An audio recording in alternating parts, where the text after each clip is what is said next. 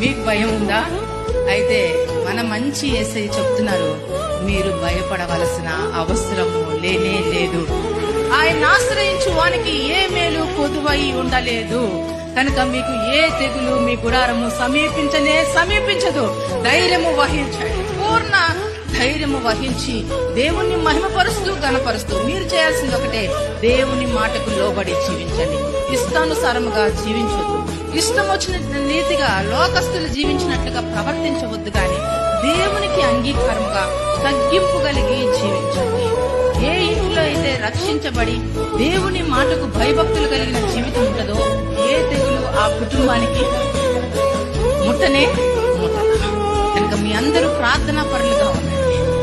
మీకు భయం ఉందా? అయితే మన మంచి యేసయ్య చెప్తున్నారు, మీరు భయపడవలసిన అవసరము లేనే లేదు. ఆయన ఆశ్రయించు వానికి ఏ మేలు కొదువై ఉండలేదు. కనుక మీకు ఏ తెగులు మీ గుడారము సమీపించదు. ధైర్యము వహించండి. పూర్ణ ధైర్యము వహించి దేవుణ్ణి మహిమపరుస్తూ గణపరుస్తూ మీరు చేయాల్సింది ఒకటే, దేవుని మాటకు లోబడి జీవించండి. ఇష్టానుసారముగా జీవించొద్దు.